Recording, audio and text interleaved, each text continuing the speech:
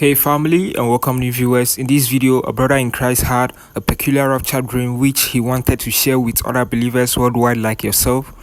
Please share if you ever had a dream like this in the comments below. Don't forget to like and subscribe. Thanks for watching.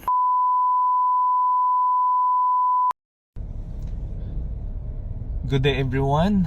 I hope that all is well with you, mga igsoon, and I just want to share you a story. Last Tuesday, it was around 4 a.m. and that's in the morning. I had a dream, and this dream nagsigig balik-balik sa ako ang huna-huna. And in my dream, in a scene, that there was a Christian event and Christian gathering, and it's all like it is like Jesus reigns nga celebration.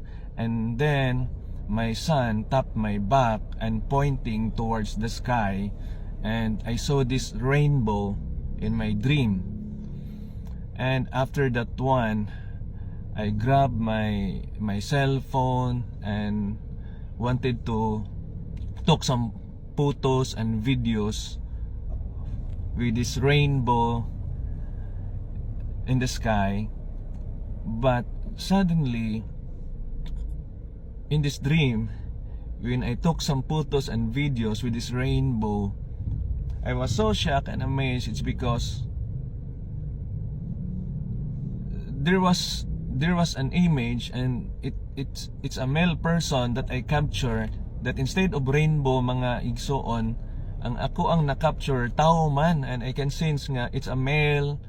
I cannot see the face, but I saw the hair, the figure, and it's a person, and it's coming the moment that ako siyang gikuhaan ba ang rainbow unta to. But I saw this image. It's a male image that coming, it's coming, he is coming, he's closer.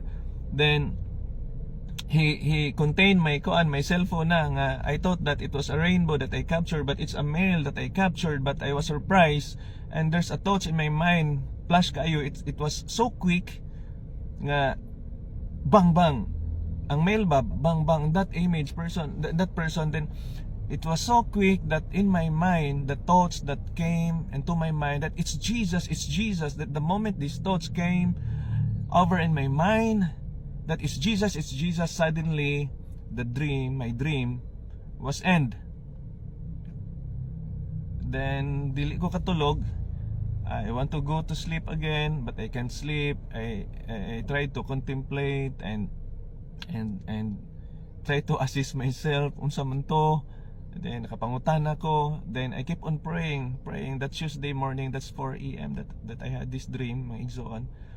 Surprise kayo ko ba kay rainbow ang i-appear, but when I took that kanang rainbow photos and videos, image man ang nikuan nagpaduol no sa ako ang cellphone nga mauno ini-appear sa ako ang cellphone. Then after that one nga na-touch nga niabot sa akalit lang sa ako ang it's Jesus, kalit na end ang damgo, ang dream. Then I tried to scan my Bible, and then I was redirected with this passage in the Bible in 1 Thessalonians chapter 4:16. For the Lord himself will come down from heaven with a loud command, with the voice of archangel, with the trumpet call of God, and the dead in Christ will rise first. After that, we who are still alive and are left will be caught up together with them in the clouds to meet the Lord in the air, and so we will be with the Lord forever. Igsoon, ato yun ning sabton ba nga ang atong kinabuhi diri sa kalibutan nagkinahanglan gyud tag Ginoo. Then ang saad sa Ginoo nga kuhaon ta niya, mobalik siya. Dili naman pagluwas, but kuhaon ta niya kay aron iyahang i-caught up, i-raptured ang iyang mga pinili nga mga katawhan. Ana nga ang ato ang kinabuhi diri sa kalibutan lumalabay lang nang kun dili pa man siya mobalik karong taknaa, pwede man mamatay ta karon kuhaon ta, then we gonna face Jesus face to face, Hebrews 9:27, that we have our appointed time. But kung dili pa ta kuhaon, kung dili pa ta mamatay, mobalik gid siya maisaad sa Ginoo in the book of Thessalonians. And that dream na bothered ba pud ko kay maybe para ako apod to ba nga, Jacob, you need to prepare. But I know na dili pud ni para ako kay kaning Bible gisuhat man ni para natong tanan. Each one of us, we need to prepare before the coming of the Lord. We need to examine ourselves before the Lord. Nya kung ikaw karon puno ka sa mga problema, puno ka sa mga kasakitan, igsoon ingnon ti ka mo labay ra gyud ang imong kasakitan, mo labay ra gyud ang imong mga problema. And what is important, ikaw ug ako magaandam sa pagbalik sa Ginoo. It's all about Jesus Christ. Kung naapa ka sa sala karon, nagpundo ka, na idol ka sa sala, you need to repent of your sins, you need to ask for forgiveness. Faithful man pud ang Ginoo nga magpasailo. Ayaw gyud hayai nga mamatay ka, mobalik ang Ginoo nga wa ka kapangandam. Examine yourself. Ang kato mga tao nga nagpasakit nimo, pasag dito sila, just forgive them.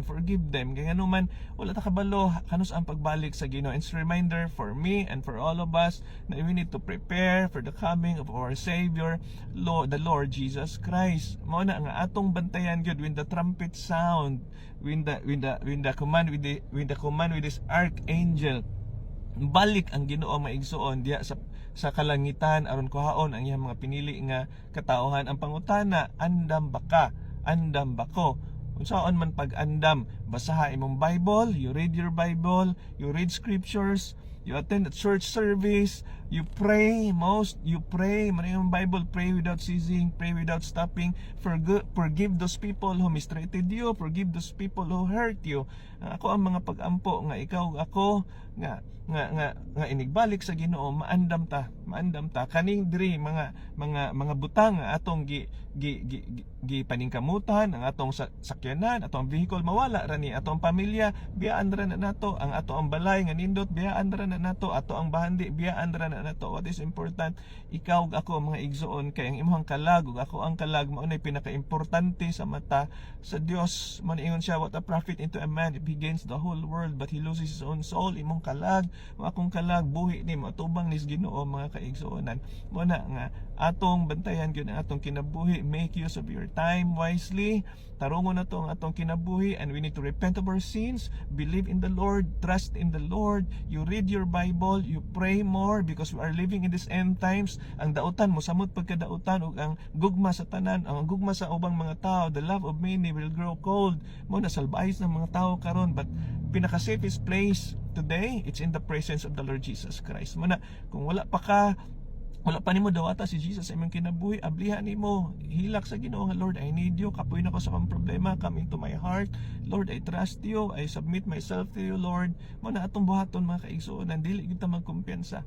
Alright, so dahan kayong salamat mga kaigsuonan. If you are watching this 7 minutes na, dili na lang nako upugan nga magampo ko ninyo. Father God in heaven, we just want to thank you and praise you, Lord, for this wonderful day that you have given. Lord, I pray, Lord, for those people watching this video, oh God, bless them, Lord. And Lord, I pray na kung naamay mga brokenness Ginoo sa mga kasing-kasing, Lord, I pray, Lord, kaya ikaw may mag-sustain kanila, restore those broken heart, Lord, heal those broken heart. And I pray for healing sa mga sakit-sakit nga ni Takboy. We speak for healing, Lord. You said in your word that by your stripe you are healed, oh God. We thank you, Lord, sa iyong pagkamaayo. And Lord, I pray that there will be more workers in your kingdom. I pray, Lord, that there will be more souls nga masave in these last days, Ginoo. We thank you, Lord, that you have reminded us nga ikaw mobalik gayud aron pagkuha sa imong pinili. But Lord, I pray nga daghan ang mauban kanimo, Ginoo, for your glory, oh God. We thank you, Lord. I pray, Lord, nga ikaw, Ginoo, mahimaya kanunay sa aming kinabuhi. Help us, Lord, to be salt and light in this earth. Help us, Lord, to be prepared sa imong pagbalik, Ginoo. This we ask in Jesus' name.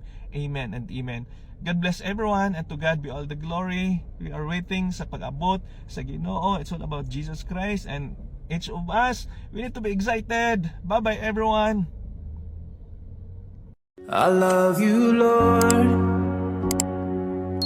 for your mercy never failed me all my days.